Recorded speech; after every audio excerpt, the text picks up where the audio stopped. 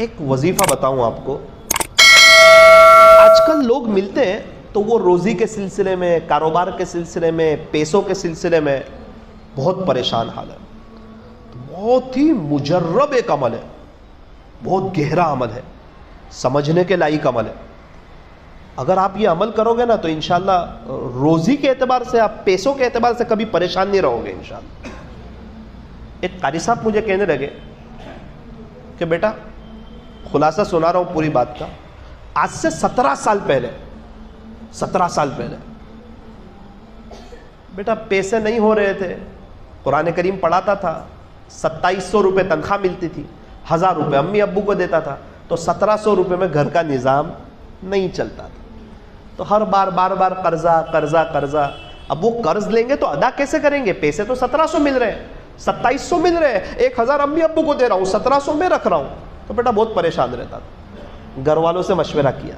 میرے ایک دوست نے کہا قاری صاحب فکر نہ کرو، آپ میرے یہاں آ جاؤ، گلے پہ بیٹھو، میں آپ کو پیٹ بھر کے پیسے دوں گا. تو گھر والوں نے کہا اچھی بات ہے، آپ پڑھانا چھوڑ دو، گھر میں حالات بہت ہیں، تکلیف بہت ہے، پیسوں کی کمی ہے، بار قرضہ ہو رہا ہے، تو آپ ان کی دکان پہ بیٹھ جاؤ. قاری صاحب مجھے خود سنا رہے ہیں.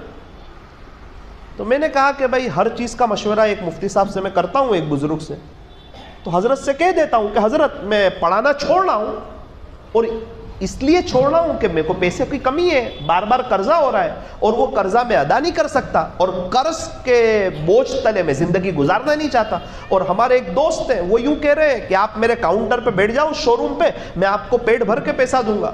تو میں پڑھانا چھوڑ رہا ہوں. ابھی تک آپ سے مشورہ کیا تو آخری مشورہ بھی آپ سے کر دوں. مفتی صاحب نے کہا کہ آپ کو پڑھانا نہیں چھوڑنا ہے.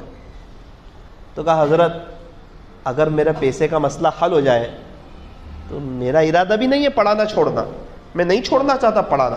میں تو بچوں کو پڑھا رہا ہوں قرآن کریم، کتنے بچے حافظ ہو گئے، کتنے بچے قاری کلاس پڑھ رہے ہیں. میں خود نہیں چاہ رہا ہوں لیکن مجبوری ہے، پیسے نہیں ہو رہے. چلو میں آپ کو ایک عمل بتاتا ہوں. بولے 3 عمل کر لو.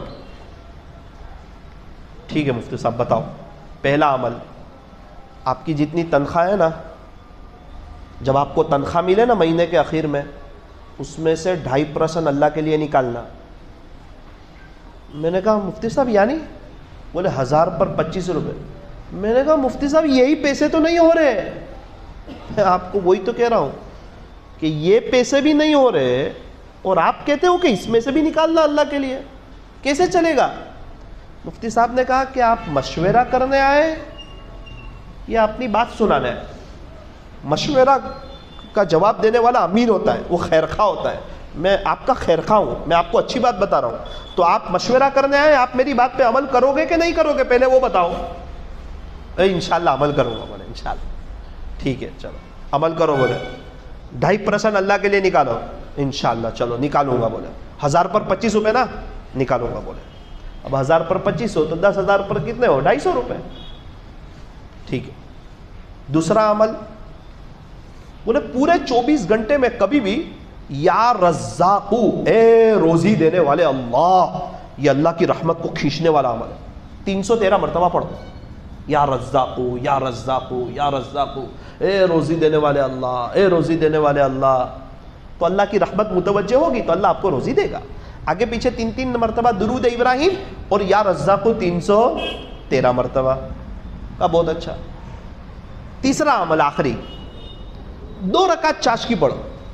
10 سے 12 میں 2 رکعت چاشکی پڑھو، اور پہلی رکعت میں سورہ فاتحہ کے بعد 7ویں پارے میں ہے، 5واں رکوع ختم ہوتا ہے وہاں، ربنا انزل علینا مائدۃ من السماء تکون لنا عیدا لاولنا وآخرنا وآیۃ منک وارزقنا وانت خیر الرازقین. پیارے اللہ آپ ہمیں روزی دیجئے کیونکہ بے شک آپ ہی بہترین روزی دینے والے ہیں. اتنا پڑھو، 2-3 لائنیں، اور رکوع کر دو.